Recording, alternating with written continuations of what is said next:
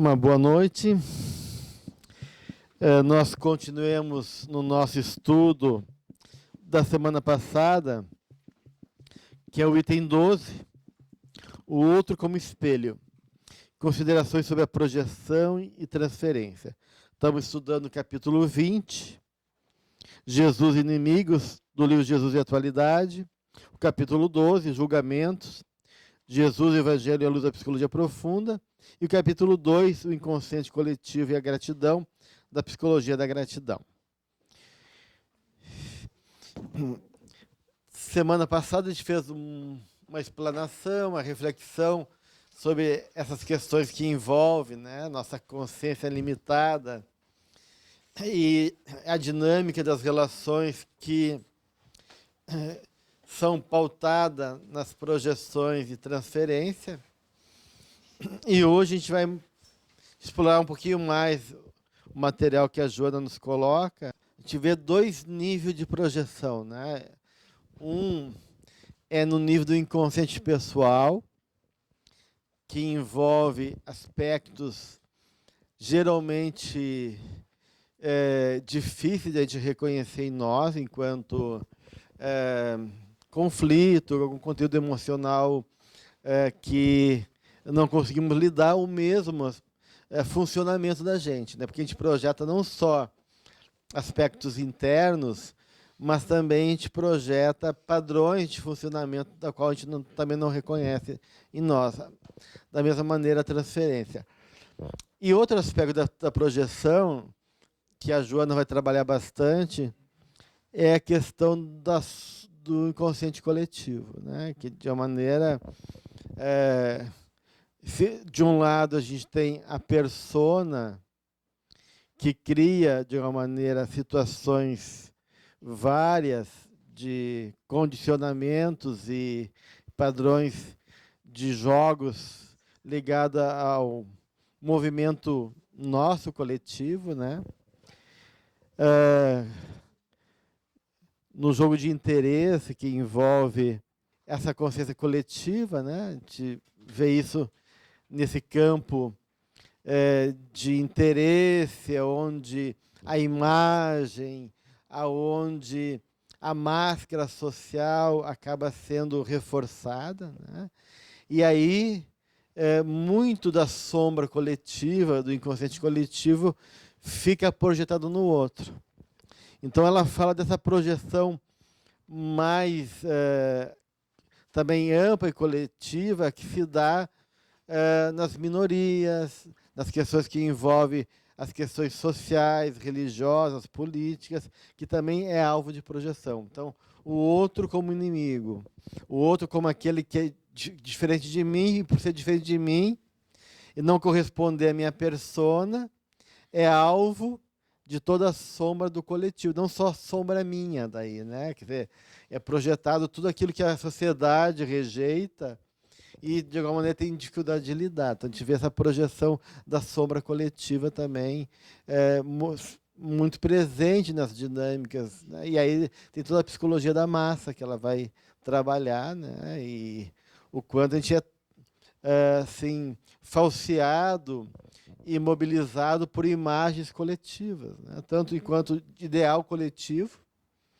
que, na verdade, escamoteia um confronto e esse processo do trabalho que envolve a nossa dinâmica espiritual, né? A gente fica preso em ideais que são baseados nos valores materiais e não espirituais, né? Sucesso, dinheiro, fama, poder, etc., etc., né? E, de outro lado, a gente quer daí esconder todas as dificuldades inerentes à imagem que a gente quer representar no coletivo. E aí é a sombra coletiva que a Joana coloca, e que acaba muitas vezes sendo projetado nas minorias, né? As minorias acabam representando esse campo. Daí, na psicologia e gratidão, ela vai falar bastante sobre isso.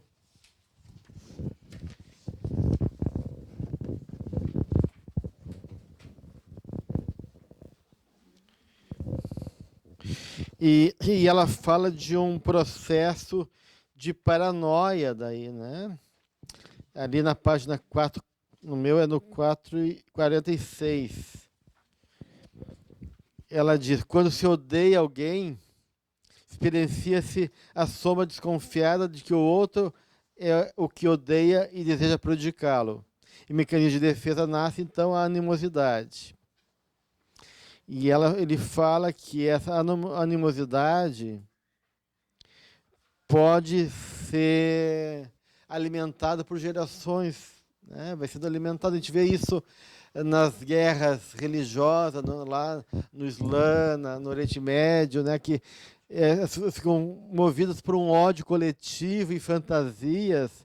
A pessoa já nasce com ideias incutadas como verdade e vê o outro como inimigo, né? E alimentado isso durante toda a educação, toda a vida, e aí fica muito difícil de quebrar as caças na Índia, e assim a gente vê também, né, esse jogo da sombra coletiva. No Psicologia da Gratidão, né, a página 45, ele fala a sombra que ocorre no inconsciente coletivo, né, a sombra que ocorre no inconsciente coletivo. E isso aí vem o que tu estava comentando ali, que a gente tem uma vez comentou que os arquétipos, na verdade, é o instinto, né, que é uma evolução do instinto que vira arquétipo, né? E um dos arquétipos seria o inconsciente coletivo, ali tem a sombra, né? E a sombra coletiva, no caso, ela comenta aqui logo abaixo que, como a gente não consegue, às vezes, essa ideia de encontrar o outro como um inimigo, né, que a gente sempre teria que ter alguém para criticar, tipo ali, né, quando tem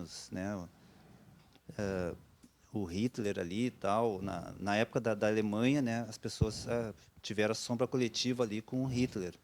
E também a gente tem lá os terroristas, tal, as minorias, né, como falou, a gente critica, né, essa nossa sombra coletiva que ataca alguma pessoa, às vezes com medo, talvez, de encarar que nós temos essa sombra dentro da gente, talvez igual a dessas pessoas que a gente está criticando, assim, né? Uhum. Talvez uma sombra pessoal, mas como a gente não encara a nossa sombra pessoal, a gente usa a nossa sombra coletiva para atacar para achar, assim, como se fosse achar um inimigo na sociedade. As duas coisas se juntam, mas ela faz uma diferença entre a soma pessoal e a soma coletiva.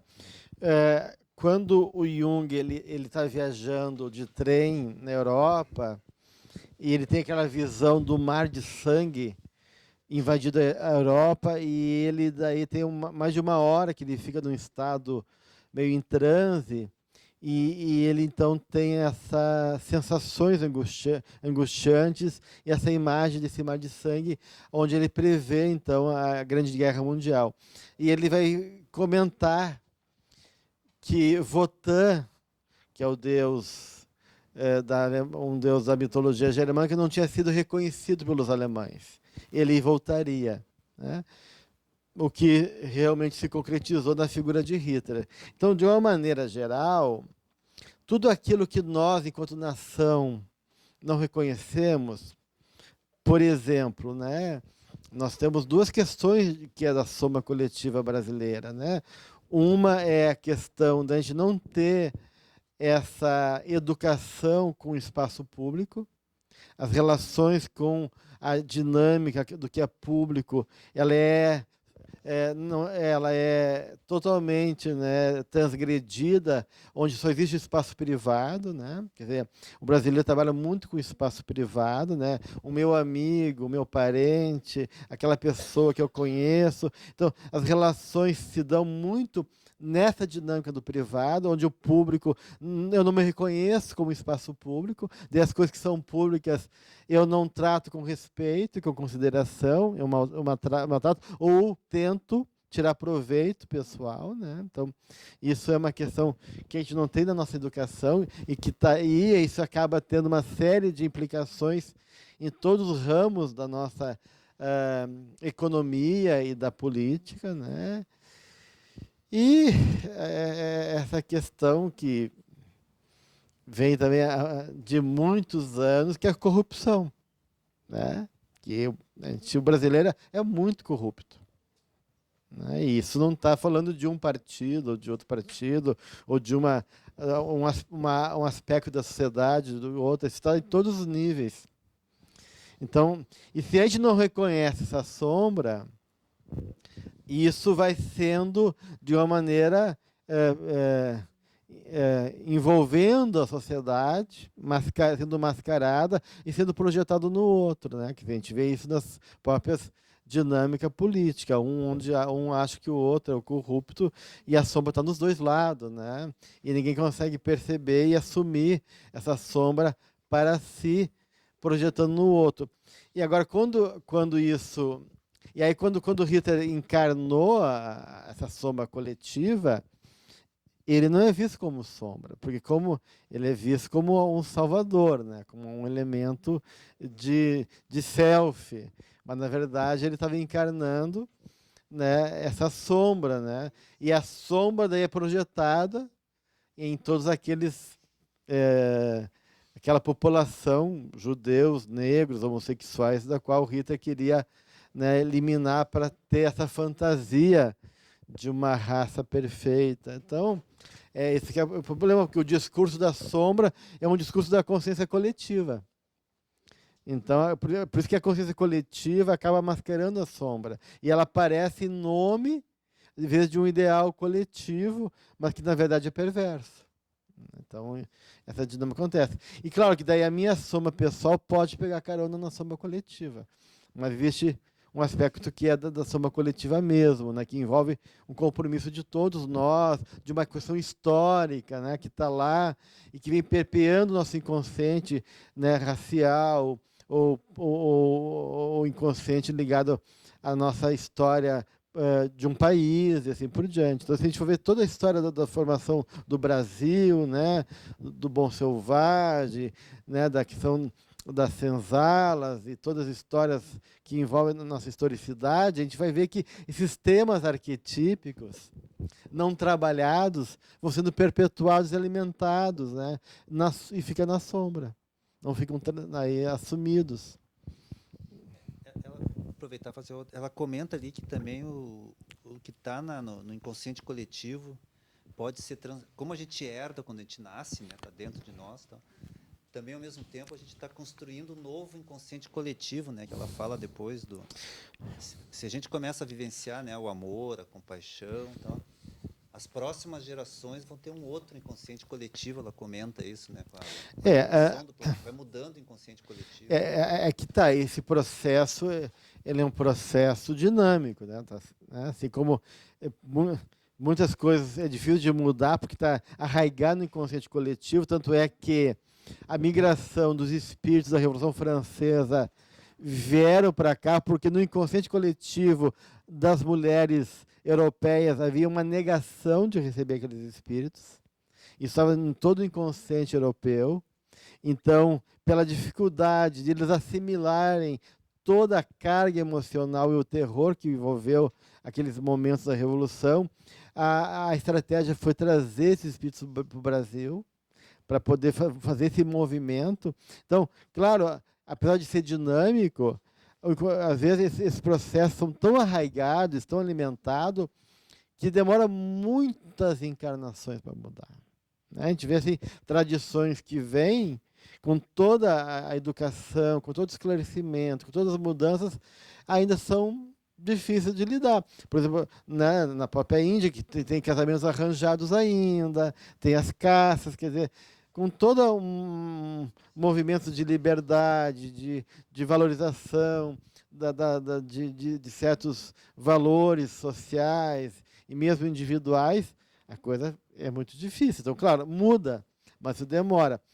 Se nas pesquisas em epigenética, né, as marcas químicas que vão afetar o DNA, as pesquisas epigenéticas dizem que toda vez que um DNA é afetado por uma marca química, se não for reforçado, se tivesse um movimento de mudança, né, de renovação, demora 3 gerações para mudar.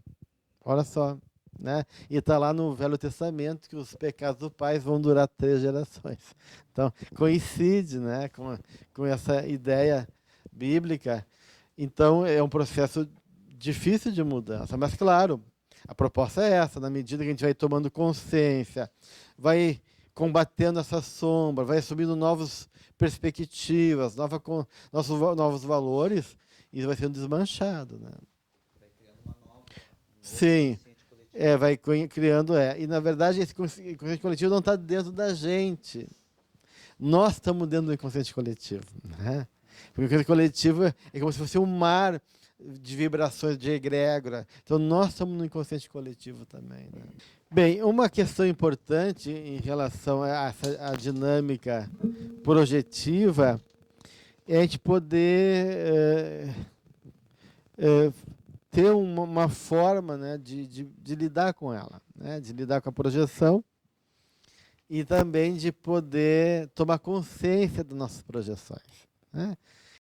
Então, se de um lado a gente é alvo de projeção, né, e como eu falei para você semana passada, basta a gente existir no mundo que a gente se torna personagem do drama de alguém. Então, a gente vai, de uma maneira, viver essa situação, né? De um jeito ou de outro. E aí cabe a gente não acolher nem alimentar a projeção, quando ela vem do outro, né? Ou seja, a pessoa provoca a gente a ficar num papel que tem a ver com a questão dele. E a questão toda é a gente não assumir isso. Tem uma história interessante que diz respeito a Buda, né? Conta que, como se fosse uma história ligada a ele, que um dia Buda estava pregando com vários discípulos e uma pessoa estava assistindo a pregação de Buda, fica muito tempo olhando assim, de maneira muito intensa e fixa para Buda, até que em um certo momento ele vai ao encontro de Buda e gospe na cara de Buda, uma guspida violenta, né? Ananda, que é o discípulo mais direto ali, fica incomodado e quer defender Buda, partindo a soco em cima do cara. Daí Buda falou, não, deixa que eu vou resolver isso pessoalmente. Então, aí Buda chega perto da pessoa que cuspiu nele e agradece. Eu agradeço a tua cuspida porque ela me deu consciência do nível de raiva que ainda habita em mim e do compromisso que eu tenho de trabalhar esse meu sentimento. Obrigado pelo favor que tu me fez, né? Então, a gente tem dois comportamentos, né? O do discípulo de Buda, de Ananda, que quer entrar no jogo belicoso, né? Porque daí eu fico como inimigo mesmo, né? Se eu sou visto como inimigo e projeto inimigo em mim, e eu compro essa imagem, eu respondo nesse lugar, daí eu vou reforçar a projeção. Eu vou assumir esse lugar que não precisa assumir, né? E a postura de Buda, que não pega a projeção e traz para ele, olha, a razão que tu me cuspiu, eu não sei, né? A doideira é tua. Mas eu agradeço porque isso trouxe para mim aquilo que diz respeito a mim, que é o meu sentimento, as minhas questões, né? E que tu me confrontou. E aí diz que no outro dia, aquela pessoa que cuspiu estava tão angustiado que ela passou com uma sensação tão estranha durante a noite, porque aquela atitude de Buda foi tão compassiva e honesta, verdadeira, que ele se perturbou. E aí, durante a noite, ele não conseguia deixar de pensar na resposta de Buda, né? E que ele ficou muito mobilizado. E chegou amanhã, ele pediu licença para ir ao encontro de Buda. Daí, quando ele chegou perto de Buda, ele se ajoelha aos pés de Buda e pede perdão. dizendo que ele estava arrependido, que frente à forma dele responder, ele se deu conta do quanto ele estava transtornado, tá. Daí Buda fala para ele, aquele cara de ontem não existe mais. Assim como aquele que recebeu a guspada ontem também não existe mais.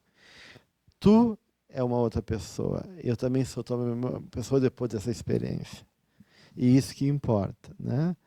E aí diz que o cara se tornou também um discípulo de Buda, entrou para a ordem. Né? Então, acho que essa história é interessante em relação à projeção, né? Porque a projeção sempre tem algum gancho de apelo que diz respeito a uma característica nossa, né? Então, se eu sou um pouquinho arrogante, se eu sou um pouquinho raivoso, se eu sou um pouquinho onipotente, se eu sou um pouquinho frágil, se eu sou um pouquinho... O outro que tem essa qualidade vai perceber isso em mim e vai projetar todo aquele conteúdo que ele não reconhece em mim, porque percebe de uma maneira isso em mim. Então, se eu pego para mim, eu estou reforçando essa qualidade em mim também. Aí há todo esse jogo de hostilidade e tensão, né? Ou eu pego me defendendo, né? No caso da Nanda, ele que ia partir para a briga, ou eu pego muitas vezes como modo expiatório, né? Se sentindo realmente culpado, merecedor de ser a sombra do coletivo, a sombra daquela pessoa, daí eu acabo sendo o bode expiatório do outro. Tem pessoas que acabam assumindo a sombra coletiva, né? Tem casos bem interessantes. Eu peguei já pacientes que têm uma tendência de serem muito pouco agressivos na forma de se posicionar, e são muito...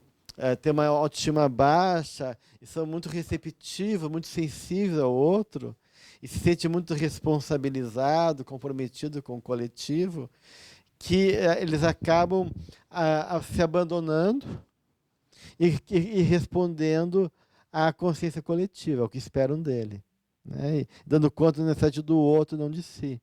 E quando eles começam a tomar consciência disso e mudar, começando a cuidar deles, ter uma dignidade própria e cuidar deles, o que acontece? A sombra coletiva reage de maneira violenta.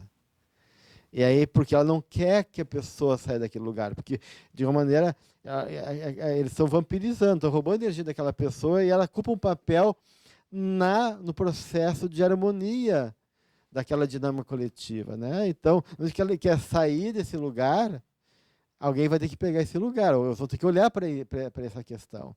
E a sombra coletiva não quer.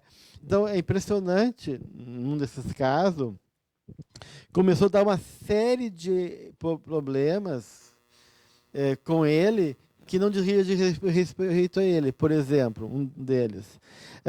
Veio uma ação judicial contra a pessoa, porque erraram o CPF para o CPF dele em nome de uma outra pessoa. Né? Daí depois tem um problema de cartão de crédito também, que erraram. Então, uma série de equívocos colocando nele coisas que não eram dele. Como se fosse uma retaliação da soma coletiva, como forma de dizer, não, tu quer sair, que nem coisa de tráfico, né? Depois que tu entra, né? Se tu quiser sair, não tem como sair, né? Há também um movimento de retaliação e até de morte, porque a pessoa não quer abrir mão daquele lugar, né? Então isso é comum acontecer na dinâmica energética e nos papéis que envolvem essas dinâmicas coletivas. Bem, então, de um lado tem essa forma, tu pode, então, assumir a sombra coletiva, obrigar contra a sombra, ou tu pode fazer como o Buda, isso não me pertence. Isso não me pertence, então eu não vou considerar, não vou me ocupar disso. Então, a melhor forma da gente não viver a sombra do outro é sendo nós mesmos, não pegando para nós, não nos ocupando, né? Isso seria a melhor atitude, né? Porque da medida que tu não responde e nem assume, a energia volta para outra pessoa. Eu estou com raiva de ti e tu não responde como eu imagino, isso me desconcerta, né? E é aquela raiva, então eu tenho que lidar com ela porque tu não assumiu ela, ou tu não se ocupou dela. Então, ela vai ficar ali como sendo um confronto comigo mesmo, né? E a questão mais importante, né, é a nossa projeção, né? Quando nós projetamos, né, no outro. Essa projeção pode vir em forma de mal-estar, de incômodo, ou em forma de paixão também, porque muitas vezes a gente quer aprisionar o outro num apaixonamento delirante, enlouquecedor, e aí do outro se ele não corresponde ao nosso anseio. E muitas vezes isso também é uma forma de projeção, né? A gente acha que está agradando, que o outro tirou na sorte grande, né? E na verdade tu tá sendo um encargo para outra pessoa, né? Mas porque tem gente que gruda, né? Pior que chiclete, né? Para não dizer outra coisa, né? Então tem isso. E quando a gente projeta, a gente tem que desconfiar então quando a coisa toma um caráter muito emocional. Então, uma dica para reconhecer que pode ter uma coisa de projeção nossa é quando uma situação, alguém mobiliza muita emoção na gente. Se mobilizou muita emoção fora do contexto, é demais, opa, então tem alguma coisa errada com a gente, porque não é para tanto. A gente tem muita raiva, aquilo ou nos milindrou tanto, nos magoou tanto, ou aquilo provocou uma reação emocional muito exagerada, e aqui bateu num lugar estranho ali. Hoje tem aquela implica com aquela pessoa, não pode nem suportar ver ela, quando ela fala, irrita, quando ela chega, tu quer dar um mal-estar, também. Então tem alguma coisa ali que está pegando e que é nosso. Não é o outro. É alguma coisa no outro que fala da gente. Que está refletindo, né, alguma coisa minha. Naquela ideia que a gente falava que o outro é um espelho nosso, né? Então isso é uma questão bem importante. Daí tem esse trabalho de a gente poder refletir. Uma deles é tentar entender a própria emoção. Que emoção é essa? Né? Que me mobiliza, né? É raiva, ou eu me sinto injuriado, ou é nojo. O que o outro provoca em mim, né? Porque entendendo a emoção, a gente vai poder depois entender que fantasia pode estar por trás daquela emoção, né? Porque toda emoção, como a gente já comentou em outro momento, é uma resposta já. É um resultado de um processo que a gente viveu internamente, porque a emoção já é o final do processo, né? Então, para chegar nessa emoção, a gente teve que foi mobilizado por alguma fantasia e por um sentimento. E por tu estar vivendo uma fantasia e um sentimento, tu reagiu emocionalmente daquela maneira. Então eu me senti impotente, porque na minha fantasia ele me humilhou, e aí eu tenho raiva como resposta emocional. Tá? A raiva é resposta, mas por trás da raiva tem toda essa dinâmica que envolve a fantasia de poder e o sentimento de impotência. Então tem todo esse jogo que está aí, né? Então é importante entender a emoção, né? E entender daí os mecanismos que envolvem essa mobilização emocional. Quando a pessoa ocupa espaço, sempre ela quer ocupar espaço.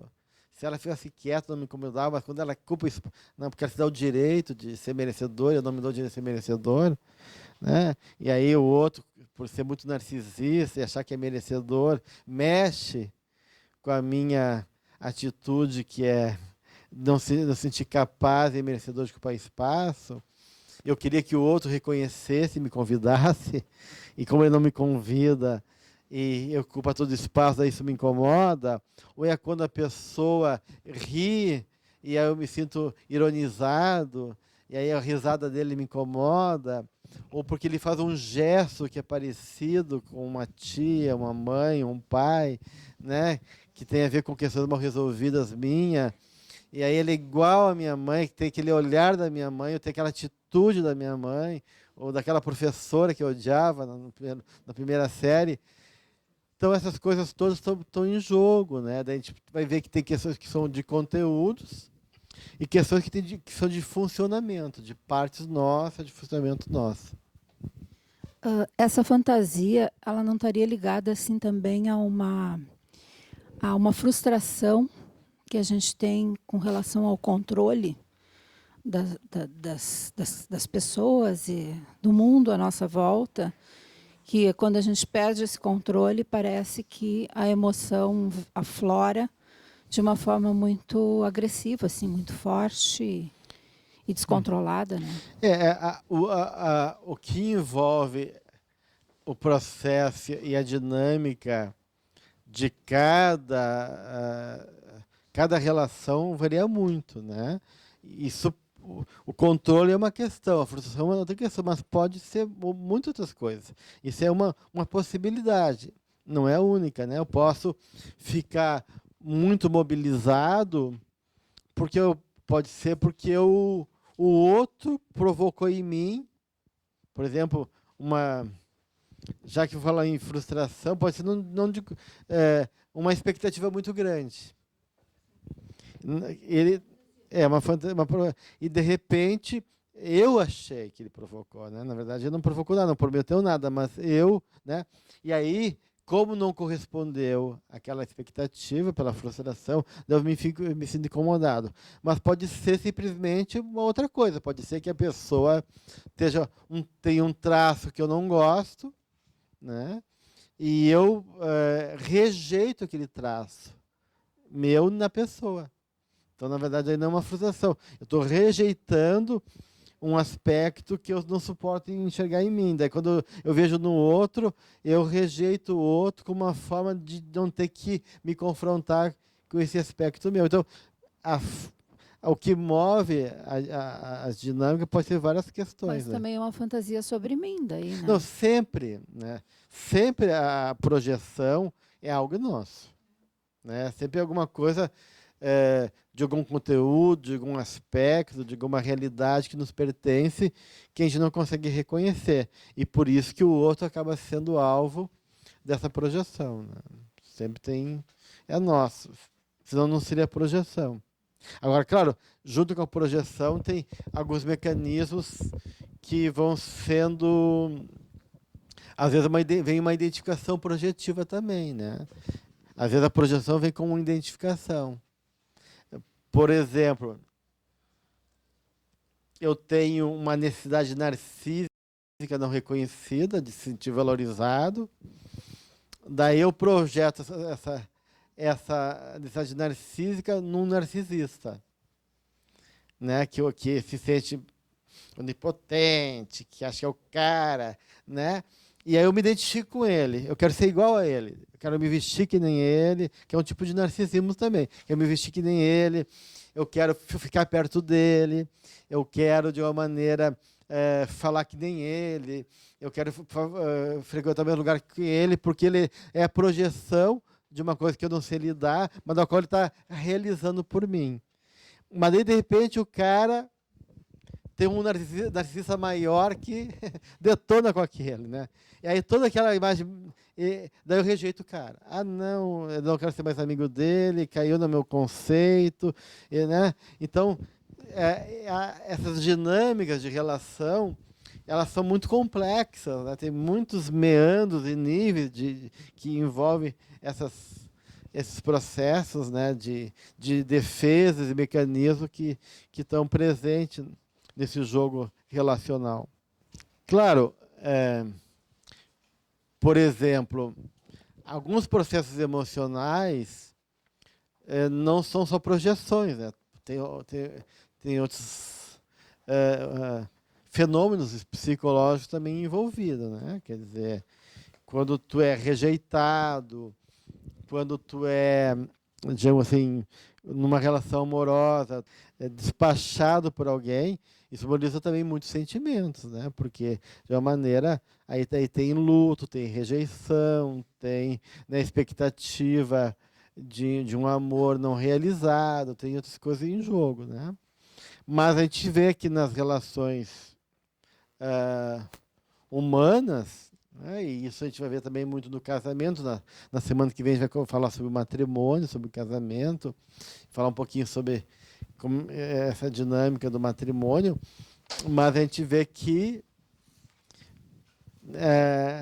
nas relações íntimas, afetivas, isso tende a se intensificar, né? Porque a intimidade cria daí margem para que esses afetos, né, esses movimentos todos de afeto possibilitem exigências, expectativas e projeções, tornando a coisa mais complicada. Para sair dessa sombra coletiva, como se diz, para cortar ela, o autoconhecimento, a autoeducação faz com que realmente a gente entenda um pouco mais, né? Faz com que realmente se corte esse laço, né? E nunca se trabalhou com eu, né? Aqui no Jesus e Atualidade, eu acho que a Joana dá um caminho bem interessante para esse trabalho, né? Quando a própria presença do mestre, qual era a psicologia do mestre em relação às pessoas que né, a própria presença moral do Cristo era constrangedora, começando por aí, né? Porque a atitude dele era, tanto é que ou as pessoas respeitavam e amavam, ou as pessoas odiavam Cristo. Porque imagina, essa presença dele realmente era de uma envergadura moral que constrangia, né?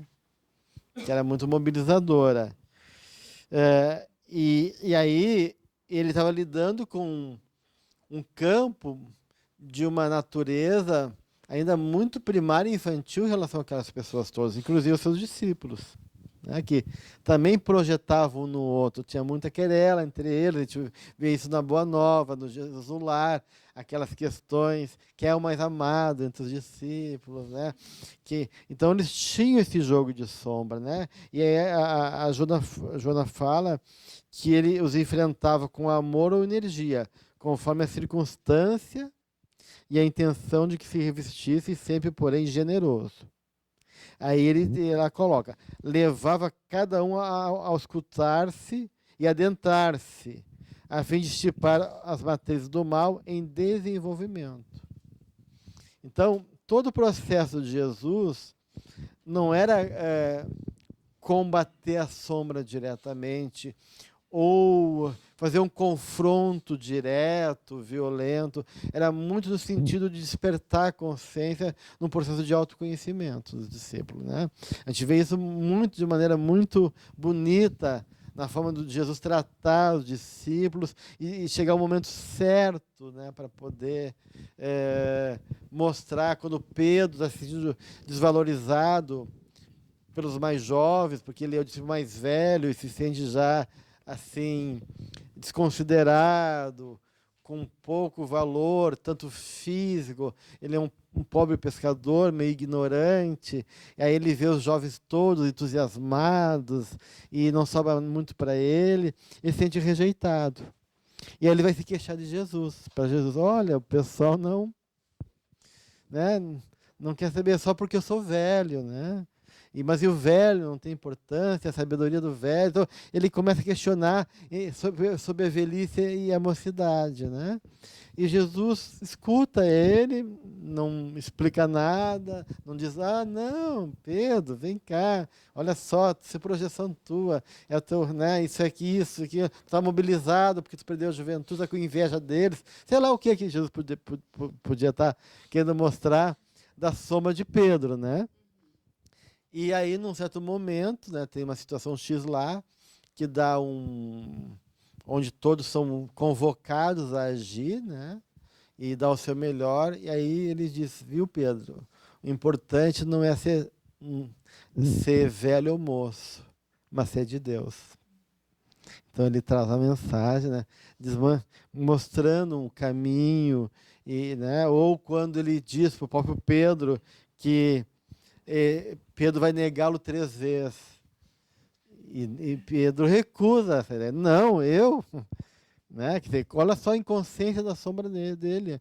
Tu é covarde, Pedro, tu é fraco ainda. Né? E na hora do testemunho tu não vai conseguir suportar e honrar esse compromisso amoroso com o Pai e comigo. E tu vai me negar 3 vezes. Ele, não, Jesus, onde já se viu que tá doido? Jamais vou fazer isso contigo, né? E tu vê, e ele nega.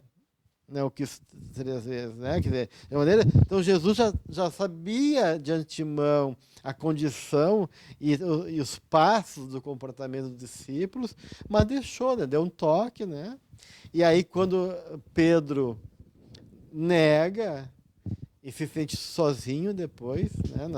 Consigo mesmo, ele cai em si. Né? Quer dizer, então esse momento de cada um de nós cair em si e tomar consciência da nossa sombra. Né? Então, Jesus não foi lá, eu falei que tu ia me negar.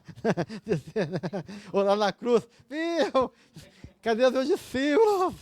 Nenhum deles aqui. E Pedro? Cadê Pedro? Né? Não reclamou, não, ele sabia. Sabia e acolheu. Né? E aí Pedro vai numa explosão de lágrimas, né? Ele diz assim, ó, em a negativa de Pedro, 3 vezes repetida, a respeito do amigo, tem uma lição de grande magnitude. Isso na página 89 no meu livro. Porquanto, tão logo ele veio cair em si, chorou amargamente. Então ele fez essa catarse, liberando a emoção toda, né? Mas daí ele tomou consciência e reergueu, e assumiu o compromisso com o Cristo, né? E que Jesus aceitou, né, essa oferta, aceitou, né, esse processo. Então, de uma maneira, o que a Joana está falando, né, no final que ela fala assim, a gente não ter medo de enfrentar a nossa sombra. Porque a projeção é fruto justamente disso, de uma incapacidade de reconhecer, aceitar e poder se confrontar com a nossa sombra. Porque o confronto, gente, vai se dar de qualquer maneira. De um jeito ou de outro. Se tu foge, tu se confronta fora de ti. Daí a vida te faz o confronto de um jeito. Ou tu aceita e assume que ela faz parte do teu processo e se confronta de uma maneira honesta, né? E esse confronto passa, acima de tudo, também pelo amor. Né? No sentido de reconhecer minha pequenez, reconhecer minha limitude, aceitar que eu não estou pronto, aceitar ainda que eu tenho muito que aprender e crescer, mas poder se comprometer. Porque esse confronto com a sombra é um compromisso de não botar o lixo no outro. Eu posso não lidar com ele ainda. Tem uma parte minha difícil de suportar, difícil de lidar, mas na medida que eu faço consciência, eu já faço um bem para a humanidade, porque eu não ponho isso na conta do outro. Mesmo que eu ainda não consiga lidar com isso, porque não é de uma hora para outra, né, que a gente vai conseguir resolver. É um processo que muitas vezes demora mais de uma encarnação. Então, Joana vai colocar assim: não temas enfrentar as tuas sombras, esses inimigos que vigem em ti mesmo. Fortalece o ânimo e concentra-se em Jesus. A própria terapia atuante. Olha só que legal, né? Quer dizer, a imagem e a nossa relação de entrega, de reconhecimento e do nosso vínculo de amor através da reflexão, da prece, ou mesmo da gratidão ou da devoção a Jesus, tem um efeito terapêutico em nós. Desde que a tua emoção o alcance. Olha só que legal, né? Na medida que tu se abre, né, e diz, puxa, eu sou pequeno, eu sou ainda um pobre diabo, né, me rastejando para tomar consciência e crescer, mas eu me entrego a ti, Senhor, para que tu possa me acolher e me ajudar aí adiante. E ela diz: não tenhas medo destes adversários com os quais convives sem saber. Esse adversário somos cada um de nós. Identifica-os um a um. Olha só, não é só um. Vai pensar que é só um, né? São vários dentro da gente. Então, então a gente tem que começar a identificar. Aqui vem o velho ranzinza, a criança carente, a mulherzinha fofoqueira. Tem as várias partes da gente que participam da nossa vida. Ô, Gelson, Oi. numa relação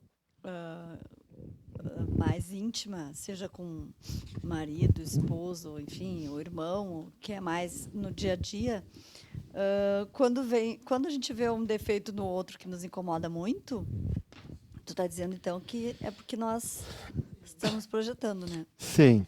E aí a gente tem que deixar o outro e resolver em nós, é isso? Não, claro. Não, gente. Não. Que assim, ó. Não, não quer dizer que o outro não tenha sua inadequação. Né? O fato da gente projetar não quer dizer que não tenha participação, enquanto também a sua falta de jeito, né? Então, por exemplo, aqui pode chegar alguém aqui nessa sala e nos agredir. Ele está sendo inconveniente, inadequado, mas o sentimento é nosso. Eu posso sentir medo, eu posso sentir tristeza, eu posso sentir raiva. Então, o sentimento, nós temos que nos responsabilizar pelo sentimento e não culpar o outro pelo sentimento. Então, o sentimento sempre é nosso. Então, isso é uma regra. Sermos responsáveis pelos nossos sentimentos. Bem, o sentimento é meu, mas ele foi inadequado. Então, claro que numa relação de intimidade, eu posso trazer isso, né, enquanto uma questão, né? Mas para isso, primeiro, eu tenho que trabalhar meu sentimento, porque senão eu vou falar com raiva ou com cobrança, e aí eu vou botar nele outras coisas em cima, né? E aí não vem só aquela situação, vem todas as coisas magoentas que estão lá, né? O maguari, né? Chega ali e daí a gente, né? Vomita tudo e aí vem julgamento, né? Porque de uma maneira, o que é o problema quando isso acontece? A gente perde a objetividade. E quando a gente perde a objetividade, mesmo que eu tenha sido adequado, a minha reação ou é desproporcional, ou vai para um julgamento, ou vai para um ataque, e o outro também, daí, por sua vez, se sente atacado. Daí uma coisinha que começa pouca, né? Porque tu é um grosso, né? Olha o jeito que tu fala comigo, porque né? Eu faço tudo por ti, daí o outro se sente atacado, como assim? Faz tudo, daí eu começo a botar, né? E tu, né? Que né? Também é grosso, daí fica um ataque, né? E não é, daí não consegue se chegar num trabalho de reflexão, de consciência e de resolução, pelo contrário, vai para um caminho de conflito, né? Não é que a gente aprende naquela inteligência emocional, né? Que na realidade nesse momento é mais interessante que a gente fale do nosso sentimento do que o outro está nos provocando. Quer dizer, em vez de dizer tu é um grosso, tu é um estúpido, isso me incomodou, isso me chateou. Eu falo de mim. E será que isso é verdade? Porque a pessoa começa geralmente assim, julgando, né?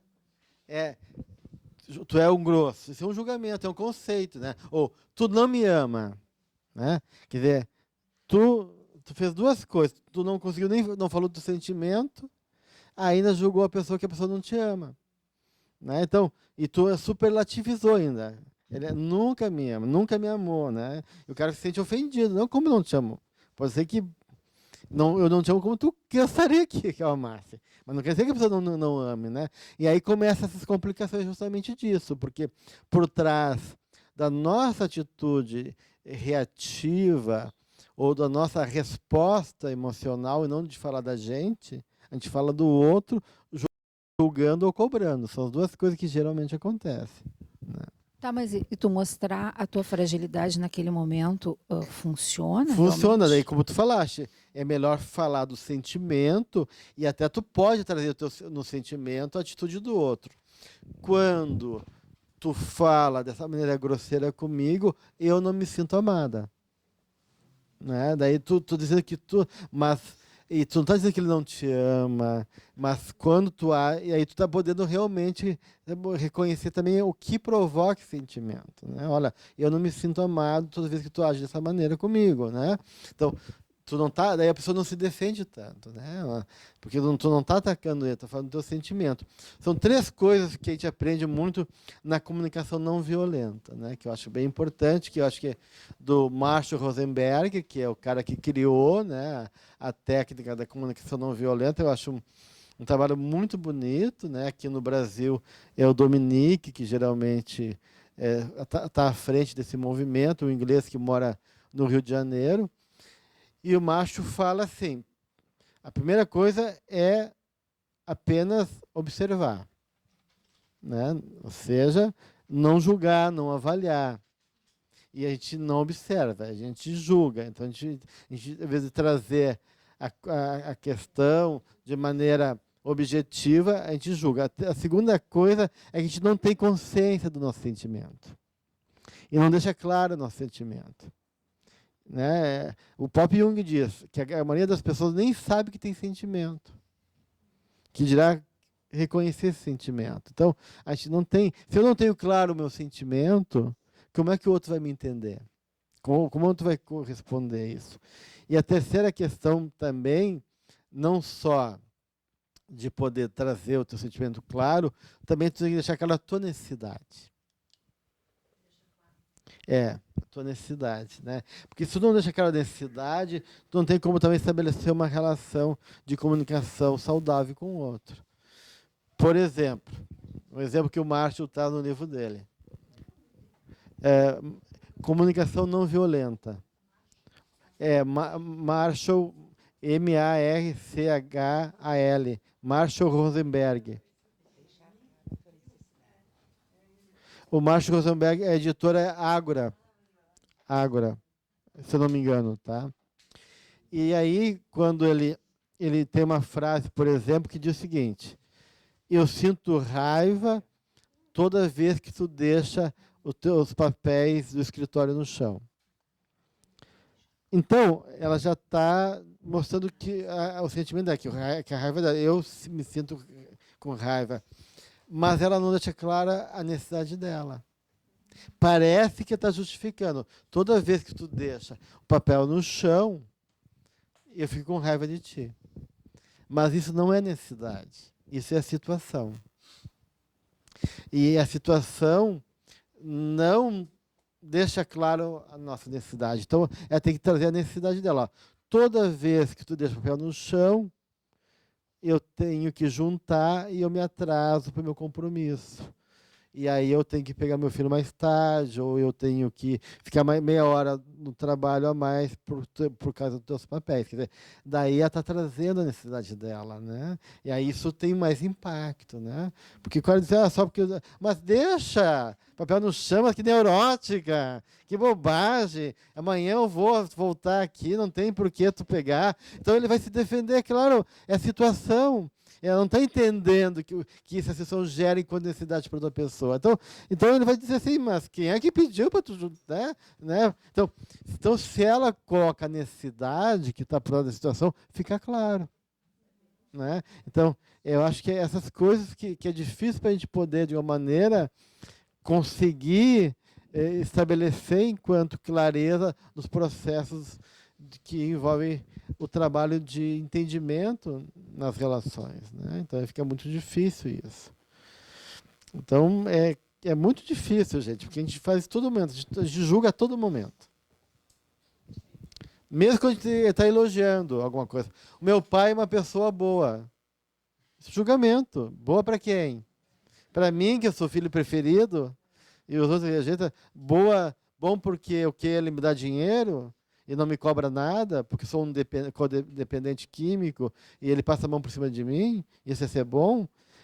Então, é muito relativo, né? Então, a gente está julgando sempre as coisas. Né? Então, a gente tem que ter cuidado nisso, porque no julgamento sempre tem algo de projeção da gente.